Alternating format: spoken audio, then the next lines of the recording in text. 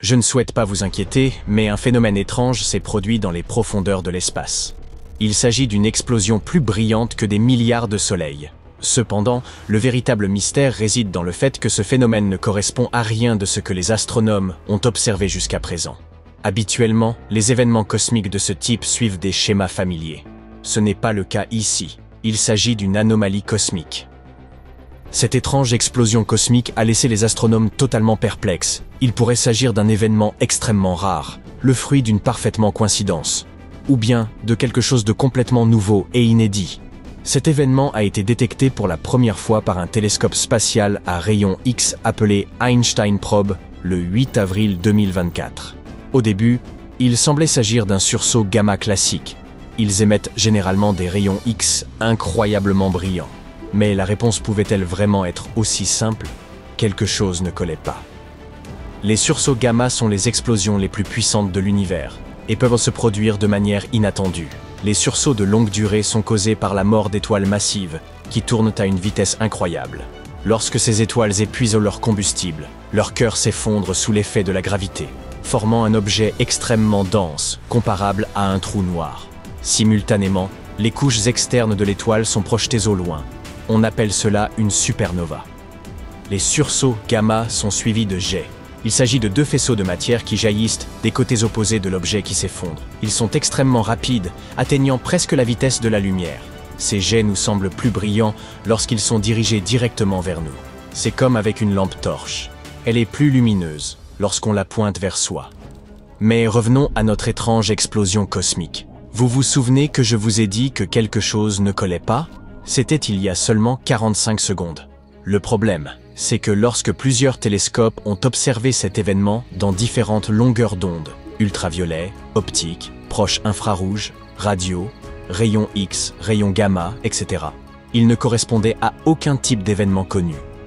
Selon les recherches actuelles, l'explication la plus probable est que cette explosion est le résultat d'une naine blanche déchirée par un trou noir de taille moyenne. Mais ce n'est pas si simple.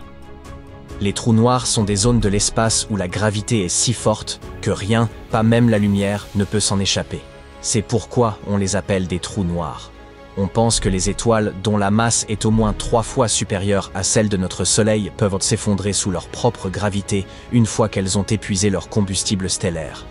Lorsqu'une étoile contient autant de masse dans un espace aussi restreint, sa gravité devient si puissante qu'elle force tout, y compris les atomes, à se comprimer. Cette densité intense conduit à la formation d'un trou noir. Lorsqu'une naine blanche est déchirée par un trou noir de taille moyenne, il en résulte un jet de matière à grande vitesse qui peut être dirigé directement vers la Terre. Cette catastrophe spatiale pourrait-elle donc être à l'origine du mystérieux événement dont nous parlons? Malheureusement, même si elle coche les cases de plusieurs phénomènes, dont celui impliquant une naine blanche, elle ne répond pas à tous les critères. La courte durée et la forte luminosité de l'événement sont difficiles à expliquer à l'aide des scénarios que nous avons à notre disposition. Cela signifie-t-il que nous avons découvert quelque chose de complètement nouveau? L'univers fourmille de flashs énergétiques causés par des explosions d'étoiles, des trous noirs, des supernovas, des engloutissements stellaires et ainsi de suite. Les astronomes déterminent généralement la nature de ces événements en analysant leur durée, leur fréquence, leur source et la combinaison spécifique des longueurs d'onde qu'ils émettent. Mais je dois dire quelques mots sur l'instrument qui a découvert cette anomalie spatiale. L'Einstein Probe est un projet de télescope spatial à rayons X dirigé par l'Académie chinoise des sciences en collaboration avec l'Agence spatiale européenne et l'Institut Max Planck de physique extraterrestre. Ce projet vise à étudier les événements spatiaux à haute énergie sur une longue période. Son objectif principal est de trouver des trous noirs inactifs et de comprendre comment la matière y tombe en repérant les sursauts de rayons X produits par ces événements.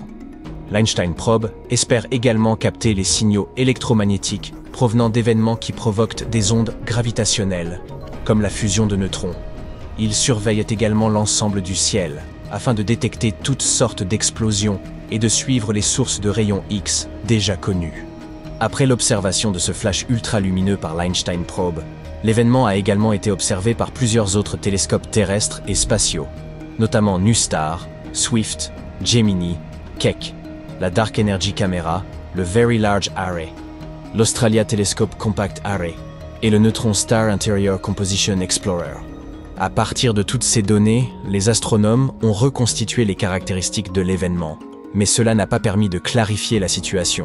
Au contraire, cela n'a fait qu'épaissir le mystère. Cet événement s'est manifesté sous forme de rayons X pendant les 10 premières secondes, puis s'est stabilisé pendant environ 4 jours avant de s'éteindre rapidement en l'espace d'une journée. Cette durée est beaucoup plus longue que celle des sursauts gamma classiques, qui duraient généralement de quelques millisecondes à plusieurs heures. Cependant, elle n'était toujours pas suffisante pour correspondre à d'autres catégories connues. La luminosité de l'événement en rayons X était également inhabituelle. Elle était trop intense pour certains types de phénomènes, mais pas assez pour d'autres. Le plus intriguant est que le Very Large Array n'a détecté aucune émission radio provenant de la source lorsqu'il l'a observée 11 jours, 158 jours et 258 jours après le premier flash. Normalement, lorsqu'un phénomène aussi brillant dans les rayons X dure aussi longtemps, il est généralement associé à un équivalent radiolumineux. Mais dans ce cas, aucun signal radio n'a été détecté, ce qui est très étrange et renforce le mystère. Les astronomes n'ont pas abandonné et ont envisagé plusieurs autres possibilités, comme les transitoires optiques bleus rapides. Il s'agit d'une nouvelle classe d'explosion qui libère d'énormes quantités d'énergie et projette de la matière dans l'espace à des vitesses incroyablement élevées. Ces sursauts sont si puissants qu'un F-boat peut être 10 fois plus puissant qu'une supernova ordinaire.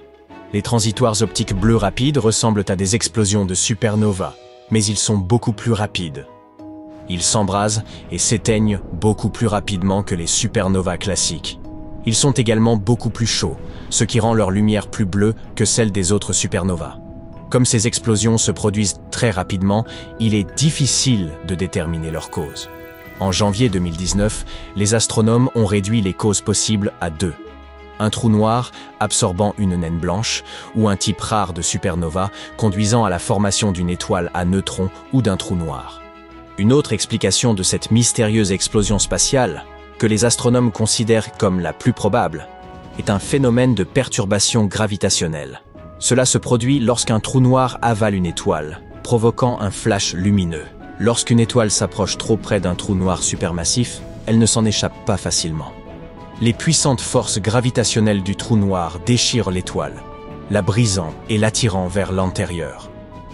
Ces restes se transforment en un flux de débris, qui tombe vers le disque d'accrétion du trou noir.